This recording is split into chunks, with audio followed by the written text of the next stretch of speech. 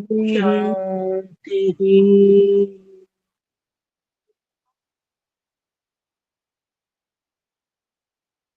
ओम। वैशेषिक दर्शन में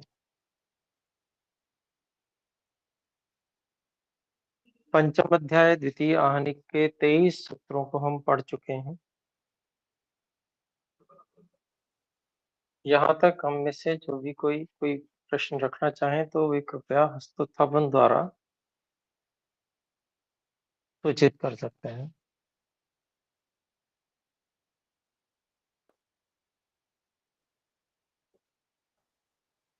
तो कोई प्रश्न नहीं है तो हम फिर आगे बढ़ते हैं। देखिए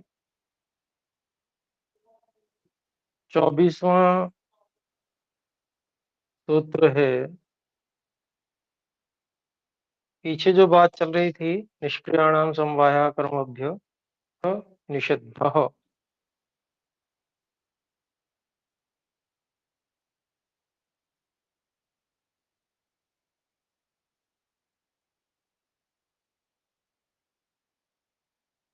तो 23वें सूत्र में बताया गया था कि निष्क्रिय जो है ऐसे दिशा काल आकाश द्रव्य जो हैं और गुण और कर्म जो है उनका उत्क्षेपण आदि कर्मों के साथ में नित्य संबंध नहीं है।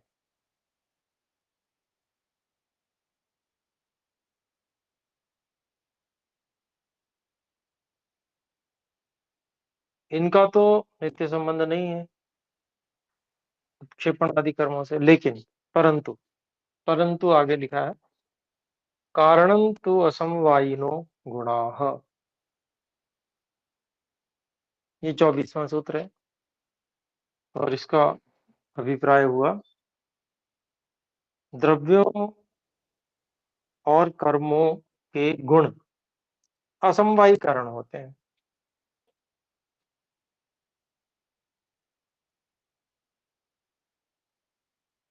गुण जो है वो कार्य द्रव्यों के और कर्म के असमवायी कारण होते हैं। तो गुण असमवायी कारण होते हैं, हमने अनेक बार पीछे बात भी की। मैंने आपको कहा कि नहीं, ये कटवा दिया है स्वामी जी ने और उसकी जगह कोई गुण उन्होंने असमवायी कारण के रूप में बताया, तो वो हमने लिखा। तो उसका कारण यही है, यहाँ पर स्पष्ट रूप से ऋषि कणाद जी स्वयं बता रहे हैं कि जो गुण है वो असमवायी कारण बनते हैं। इसका भाष्य देखते हैं। गुणः तु असमवायिनः कारणम् निष्क्रियाणां कर्मभ्यः समवायो नास्ति तेन सक्रियाणि द्रव्याणि समवायी कारणानि कर्मणाम्।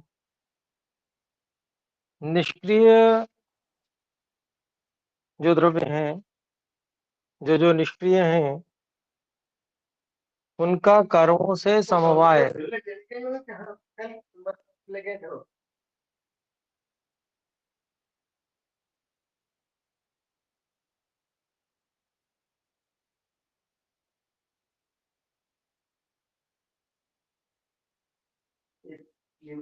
तो यहाँ पर जो बात है ये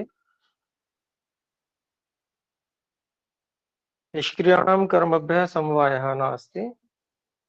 जो निष्क्रिय द्रव्य है उनका कर्मों से समवाय संबंध नहीं है। तेन सक्रियाणि द्रव्याणि समवाय कारणानि कर्मणाम। उससे जो सक्रिय द्रव्य है वो है समवायी कारण कर्मों के। निष्क्रियाणि द्रव्याणि गुणानां समवायी कारणानि गुणैः सह समवाय संबंधवत्वात्।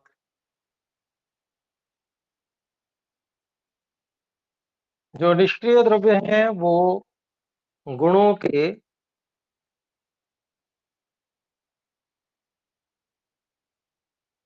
समवायी कारण है।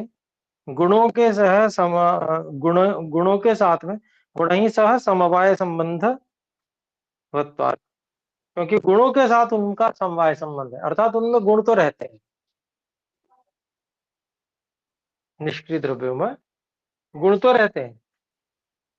फिर आगे कहते हैं उभयेषां गुण कर्मणाम तदाश्रय भूतानि सक्रियाणि द्रव्याणि समवायी कारणानि। दोनों ही जो गुण और कर्म हैं उनके तद आश्रय भूतानि, उनके जो आश्रय हुए हुए,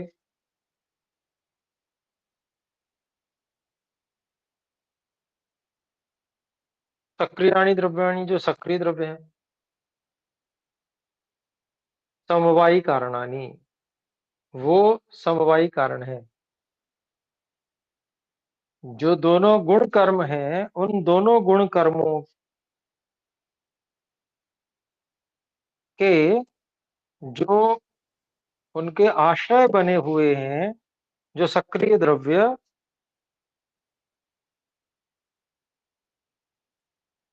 तो वो जो सक्रिय द्रव्य जो उनके आश्रय बने हुए हैं गुण और कर्मों के, वे ही उनके समवायी कारण होते हैं। फिर आगे कहते हैं निष्क्रिया गुणास्तु कर्म प्रति खलु असमवायी कारणानि सन्ति।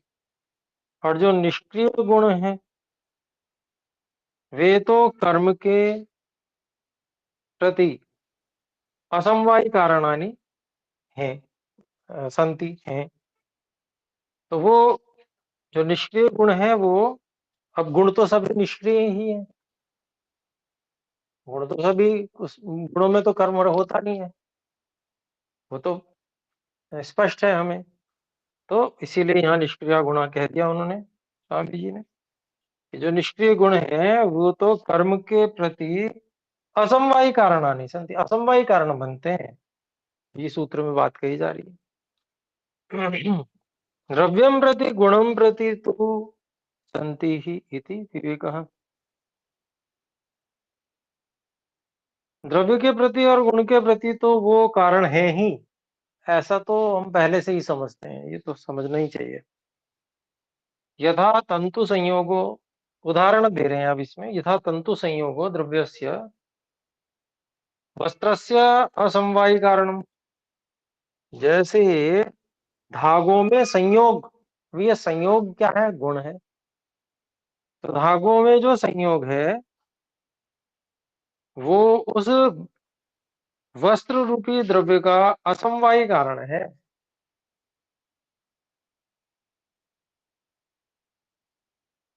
फिर उसके बाद में दूसरा उदाहरण, संयोग विभाग वेगाः शब्दस्य असमवायी कारणानि। अब शब्द क्या है? वो गुण है। तो संयोग विभाग वेग ये भी गुण है। इसमें से मुख्य जो विशेष है वो संयोग और विभाग है, वो शब्द का असमवायी कारण तो बनते ही है। वेग भी कभी कभी बनता है, लेकिन इसको संदिग्ध बताया है स्वामी विवेकानंद जी ने, पक्का नहीं है ये। वैसे जब किसी भी वस्तु में वेग होता है तो उसमें शब्द भी होता है, वेग के कारण से शब्द होता है। तो उसको सामान्य रूप से हम मान सकते हैं।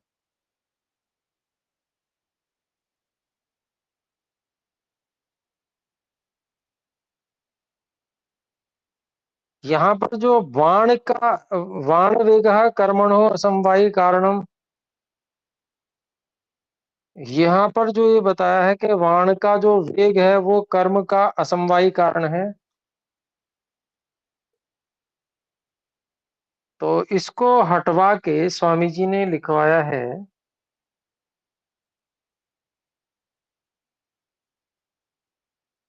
पूर्व देश विभाग। पहले, पूर्व, पिछले देश से जो विभाग होना है वो है बाण का, बाण के कर्म में जो है वो असमवायी कारण है।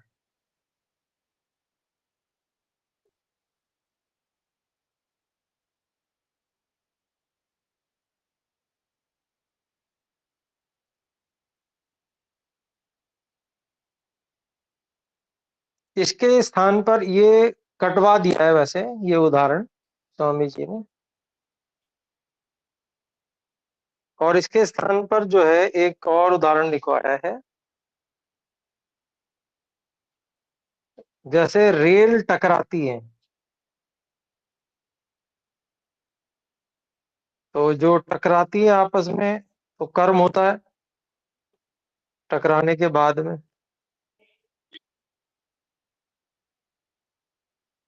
टकराने के बाद जो कर्म उत्पन्न हुआ उसमें संयोग असमवायी कारण है।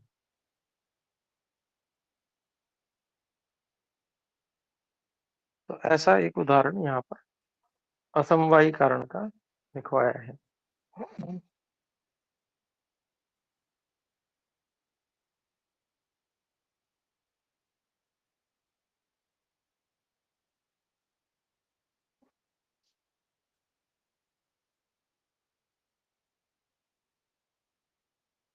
तो ठीक है, अब हम देखते हैं 25वें सूत्र की ओर। गुणैर दिक व्याख्याता।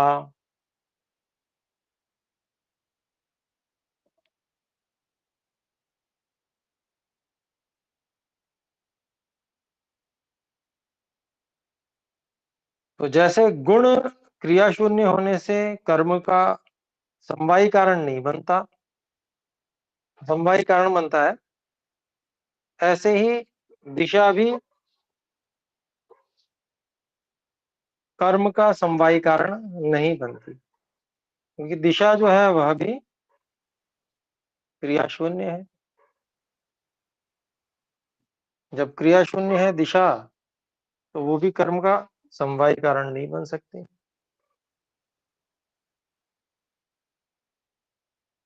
गुण जो है वो कर्म का निमित्त कारण है।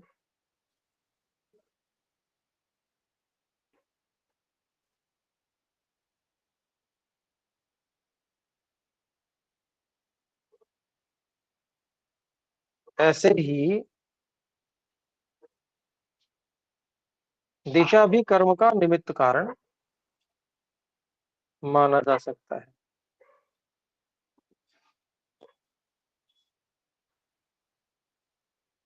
चलिए यहाँ पर हम भाष्य देखते हैं, छोटा सा है।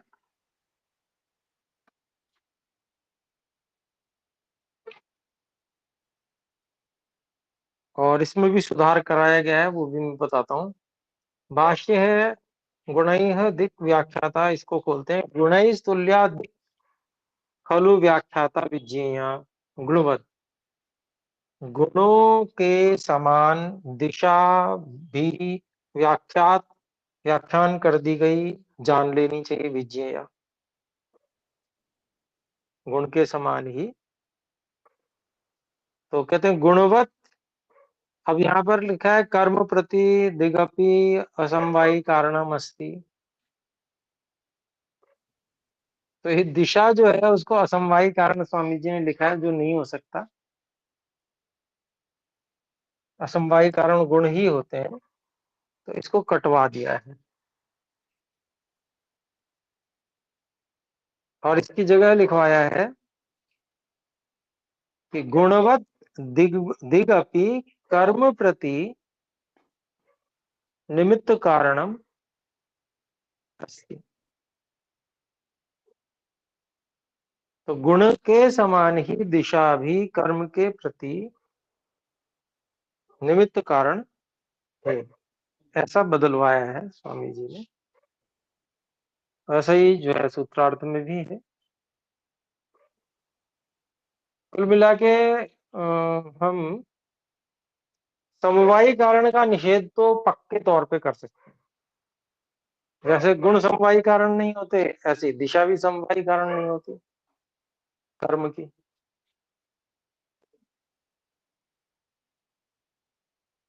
निष्क्रिय होने से, है ना। तो उस बात को तो पक्के रूप में कह सकते हैं। तो अब हमारा 26वां सूत्र है कारण कालः।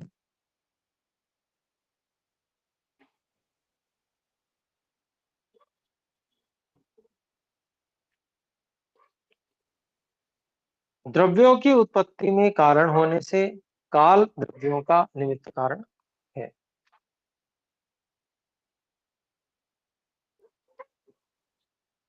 तो इसका हम भाष्य देखते हैं। प्रातः सायं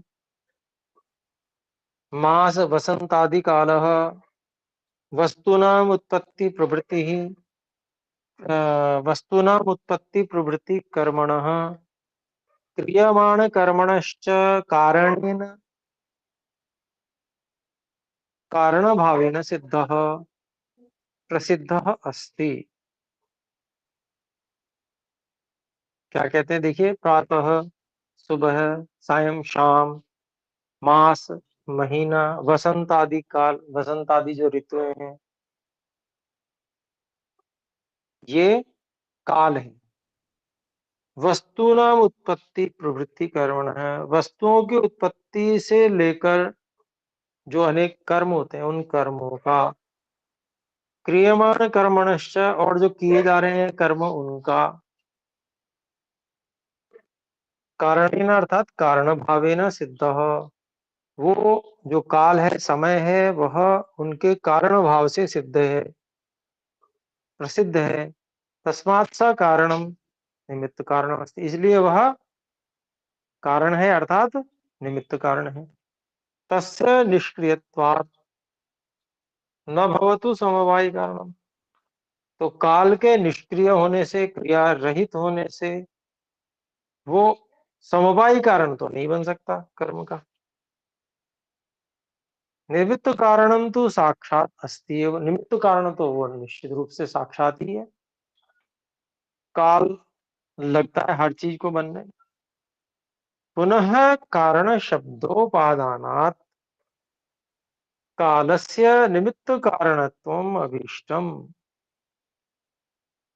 तो फिर कारण शब्द ग्रहण करने से, सूत्र में कारण शब्द का ग्रहण करने से, उपादान उपादान अर्थात ग्रहण करने से, कारण शब्द का सूत्र में ग्रहण करने से कालस्य निमित्त कारणत्वम, जो काल है उसका निमित्त कारणपन अभीष्टम, वो कहना अभीष्ट है। उत्पत्त्यादि परिणाम अनिमित्तत्वात्, उत्पत्ति आदि नहीं, और नहीं आएगा। उत्पत्ति आदि परिणाम निमित्तत्वात्, उत्पत्ति आदि परिणाम में निमित्त बनने के कारण से, क्योंकि काल भी, समय भी लगता है, समय लगता है। जब समय मतलब कोई चीज बनाते हैं तो उसमें समय लगता है, अर्थात समय बीतता है तब कोई वस्तु बनती है, ये मतलब है।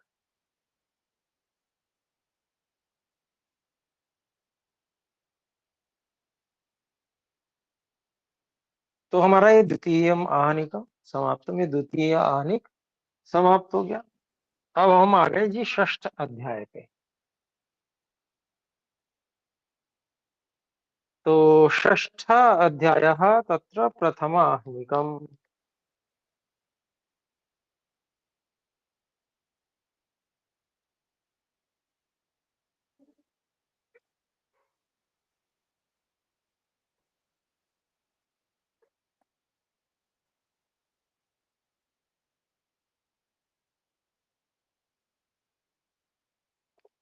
तो षष्ठ अध्याय प्रथम आहनिक है। इसका सबसे पहले भूमिका देखते हैं हम।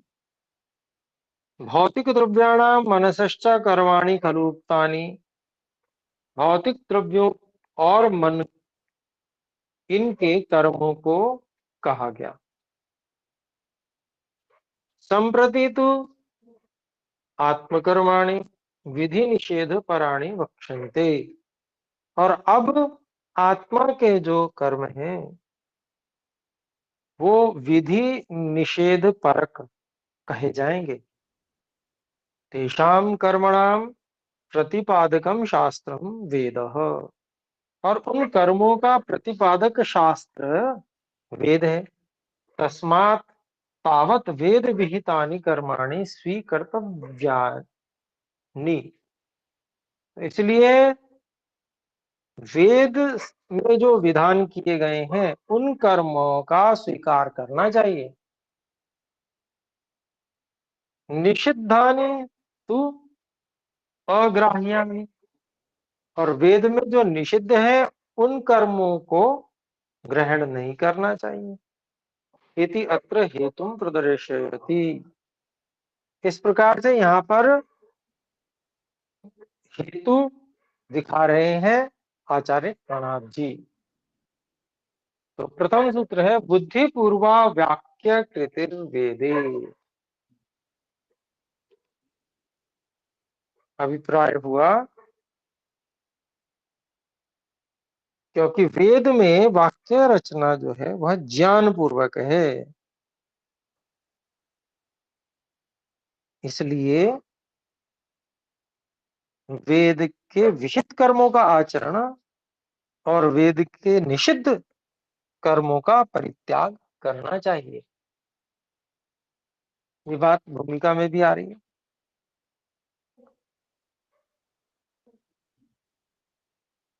तो उसमें से निकलती है वो बात, उसको जोड़ लेंगे हम सूत्र में जो बात कही गई है। आइए इसका भाष्य देखते हैं। वेदे वाक्य कृति ही बुद्धि पूर्वा, इसको खोलते हैं। वेदे धर्माधर्म बोधका नाम विधि निषेध पराणाम वाक्यानाम कृति ही खलु बुद्धि पूर्वा अस्ति। तो वेद में धर्म अधर्म का ज्ञान कराने वाले जो विधि निषेध परक वाक्य हैं उनकी कृति अर्थात उनको जो बनाया गया है, वह जो कृति है उन वाक्यों की वो बुद्धि पूर्वा अस्ति, वो बुद्धि पूर्वक है। फिर आगे कहते हैं बुद्धिर ज्ञानम इत्यनर्थांतरम। बुद्धि और ज्ञान ये समानार्थक शब्द हैं, एक ही अर्थ में प्रयोग होते हैं। तो अर्थात ज्ञान पूर्विका अस्ति, बुद्धि पूर्वा अस्ति अर्थात ज्ञान पूर्विका अस्ति, अर्थात ज्ञान पूर्वक वो विधि और निषेध बताए गए हैं, सोच समझ कर क्या लाभदायक है क्या हानिकारक है, ये सब विचार पूर्वक बताए गए। फिर आगे कहते हैं देखिए, परमात्मना खलु वेदो रचितो, वेदो ज्ञानागारो अस्ति। तो परमात्मा के द्वारा जो है वेदों का को रचा गया, और वेद जो है वो ज्ञान का भंडार है। विद ज्ञाने संज्ञायाः सार्थकत्वात्। तो विद धातु जो है वो ज्ञान अर्थ में प्रयोग की जाती है, इस प्रकार से अपने नाम को सार्थक करने से। वेद जो नाम है वो अर्थ उसका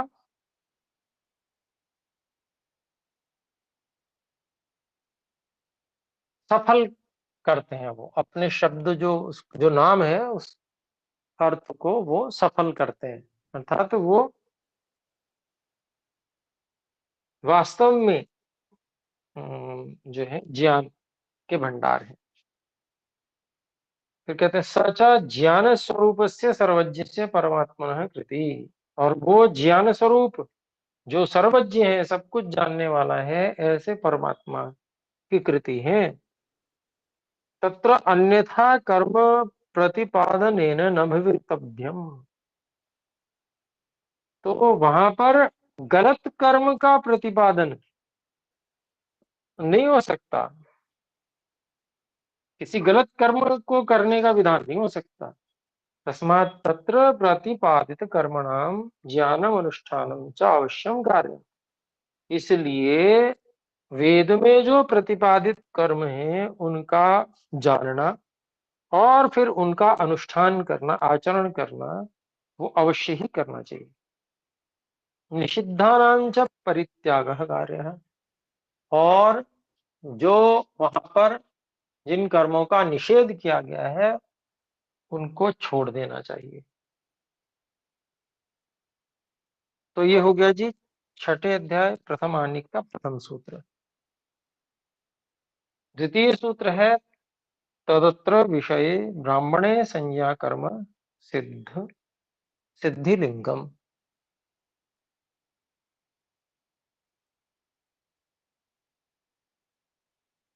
तो उसके विषय में, तदत्र विषय, जो विषय चल रहा है उसी की बात कर रहे हैं, के विषय में ब्राह्मण जो ग्रंथ है, ब्राह्मणे अर्थात ब्राह्मण ग्रंथ में, ब्राह्मण ग्रंथों में वैदिक शब्दों का व्याख्यान करना इस बात का प्रमाण है कि वेद में वाक्य रचना ज्ञान पूर्वक है। कुछ भी अगर वैसे ही कहीं पर फूल जरूर ऐसे ही उल्टा पुल्टा लिखा हुआ हो तो उसकी कोई व्याख्या नहीं करेगा। जिसके अंदर कोई गहरा रहस्य छुपा हुआ हो, कोई बात अगर ऐसी है तो उसकी व्याख्या की जाती है, उसके लिए बड़े बड़े ग्रंथ रचे जाते हैं। तो ब्राह्मण ग्रंथ जो है वो इसलिए रचे गए हैं क्योंकि वेद में बड़े गहरे रहस्य हैं, उनकी व्याख्या की गई है। वो बुद्धिपूर्वक रहस्य हैं वो सारे।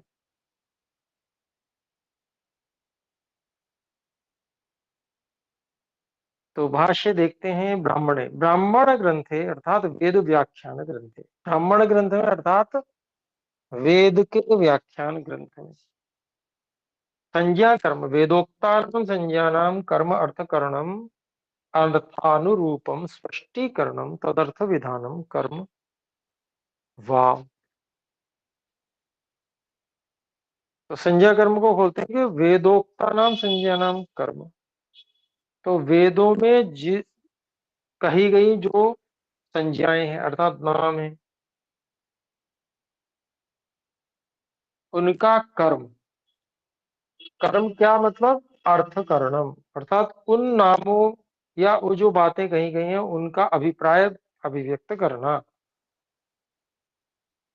उसी को बोलते हैं अर्थानुरूपम स्पष्टीकरण। जैसा उनका अर्थ है उसके अनुरूप उनको स्पष्ट करना, उसी को बोलते हैं तदर्थ विधानम कर्म, उनके अर्थ को बताने का जो कर्म है वह सिद्धिलिंगम बुद्धिपूर्वा वाक्य कृति ही इति सिद्धे है।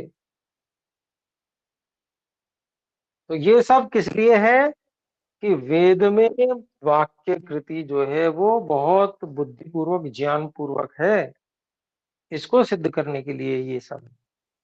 यद्वा, क्या फिर, सिद्धि प्रसिद्धिर ज्ञानमयो ही वेद इति अस्य लिंगम प्रमाणम। या फिर ऐसा कहें,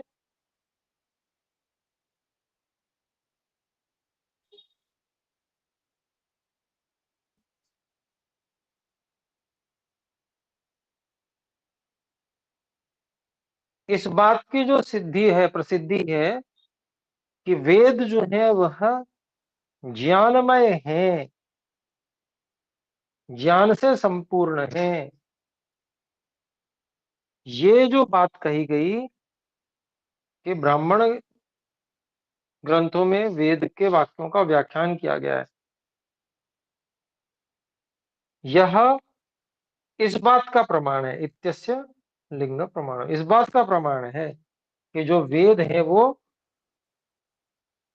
ज्ञान से परिपूर्ण है, ज्ञानमय। यथा, अब उसका उदाहरण देते हैं। विश्वामित्र सर्वमित्र विश्वस्य ह वै मित्रम, ऐतरेय ब्राह्मण में 6:20 में ये बात कही गई है। विश्वामित्र नाम है तो कौन है वो, तो सर्वस्य मित्र, जो सबका मित्र है, अर्थात विश्वस्य ह भाई, निश्चय से सारे विश्व का जो मित्र है। फिर आगे क्या कहते हैं व्याख्या करते हुए निरुक्त में, देवापि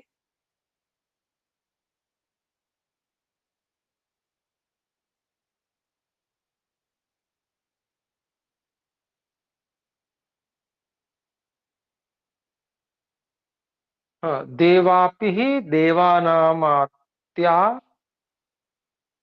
ऋतस्तीर्णतमः मेधया।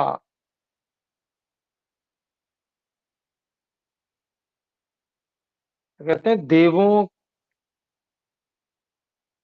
की प्राप्ति जिसे हो,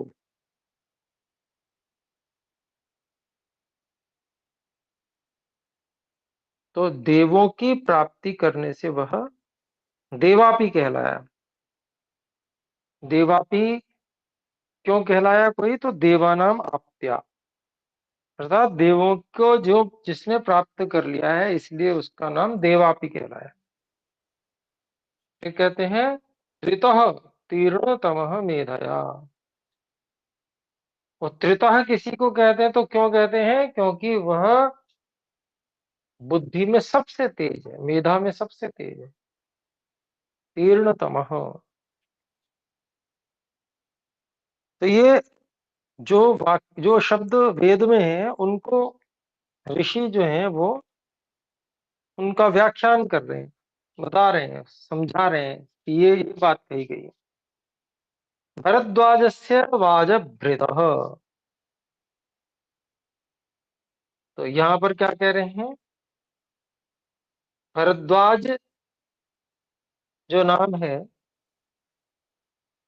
भरत वाजस्य, वाज किसको कहते हैं, बल को कहते हैं। वाजभृत अन्न और बल को धारण करने वाला जो है वो है वाजभृत अर्थात भरद्वाज।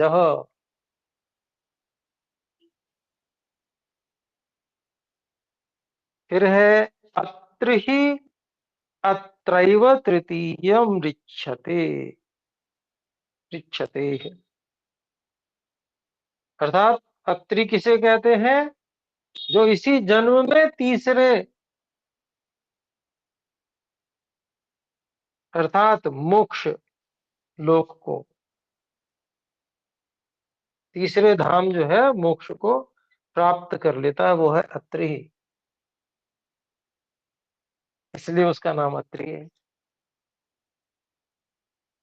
अत्रैव तृतीयम ऋक्षते, है ना, इसी जन्म में वह तृतीय धाम अर्थात मोक्ष को प्राप्त कर लेता है। ये भी निरुक्त में बताया गया। ऐसे ही छंदांसी छादनात्,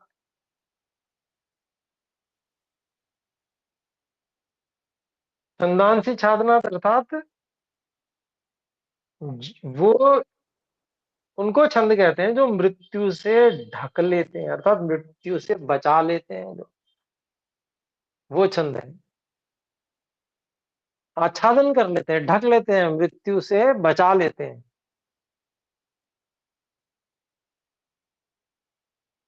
तो ऐसे जो है ये छंद है, वेद मंत्र है, इसलिए उनको छंद कहा गया। ये भी निरुक्त का है। फिर शतपथ ब्राह्मण में भी कहा गया अच्छादयन तस्मात् छंदांसी, अच्छादयन अर्थात बचा लिया, जिन्होंने मृत्यु से बचा लिया वो है छंदांसी, छंद। फिर है, ये निरुक्त में भी है, शतपथ में भी है। अब फिर कहते हैं शतपथ में एक और है, यद यदरोदीत तस्मात् रुद्र,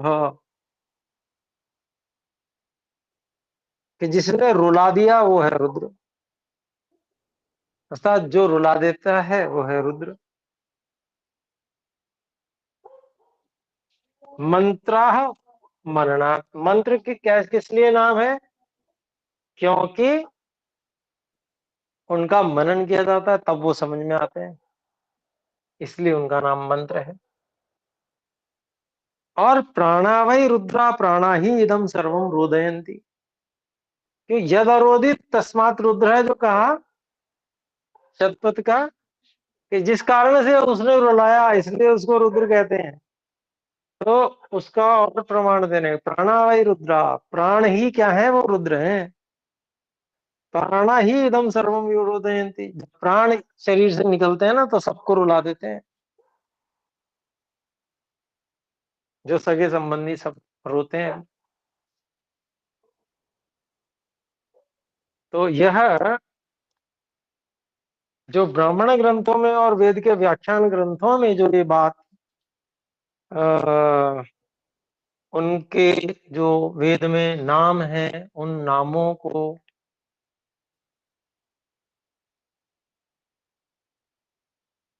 समझाया जा रहा है कि भाई वो नाम किस लिए हैं, वहां पर क्यों दिए गए हैं संज्ञा वेद में, तो उसको समझाया जा रहा है। तो उससे ये सिद्ध होता है कि वेद में जो वाक्य कृति है वो बहुत ज्ञान पूर्वक है, ज्ञानमय है वेद।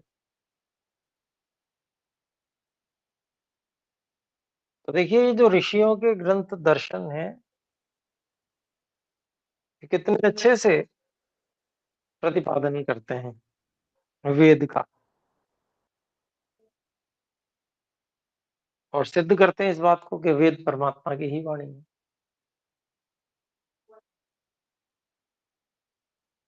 फिर आगे देखते हैं, संज्ञाया ज्ञान पूर्वकत्वम तु उक्तम अथ कर्मणो अपि ज्ञान पूर्वकत्वम निदर्शयति।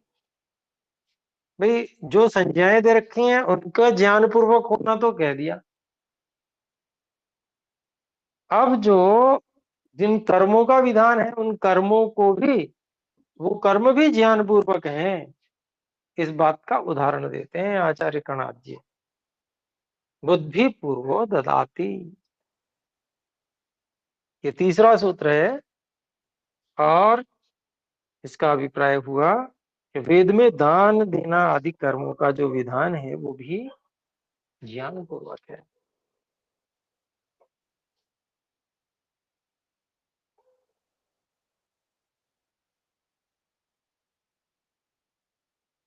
तो ददाति रीति धातु निर्देशे यद्वा धात्वर्थे स्थित प्रत्ययांत प्रयोग है। ददाति जो दिया गया है वो धातु का निर्देश है,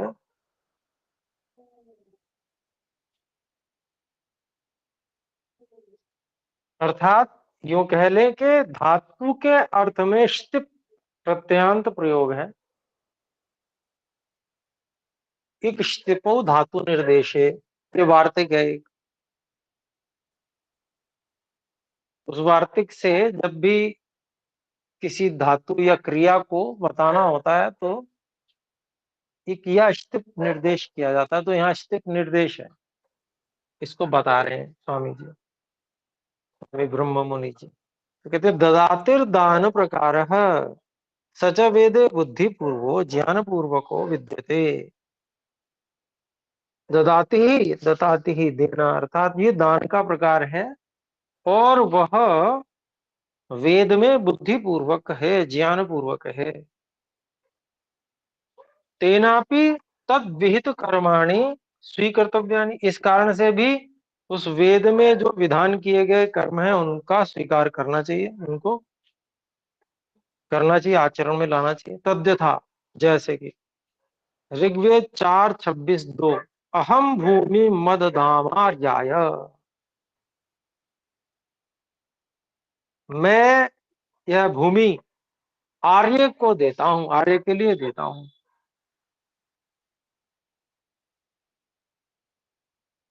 और ऋग्वेद 10:48-1 में अहम दाशुषे विभजामि भोजनम, मैं जो दाता होता है, देने वाला होता है, उसके लिए भोजन का विभाग करता हूं। फिर आगे व्याख्या करते हैं आचार्य स्वामी जी, भूमि दानम आर्याय श्रेष्ठाय वीराय, जो भूमि का देना है वो आर्य, श्रेष्ठ और वीर के लिए है।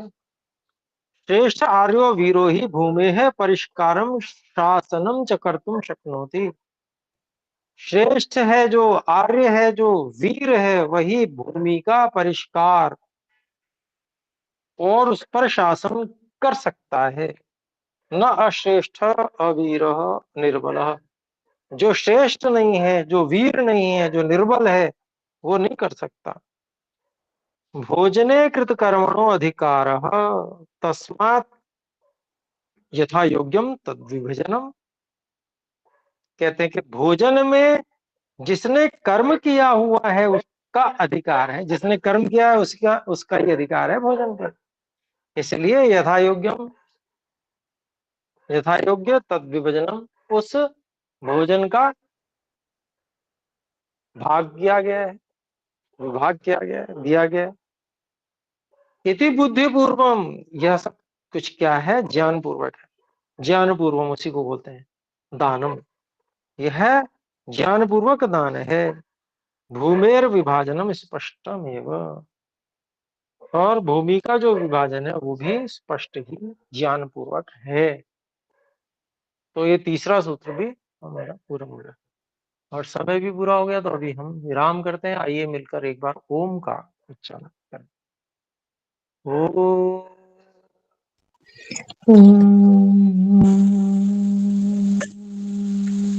सर्वेभ्यो नमः। सभी को सादर नमस्ते। सादर नमस्ते।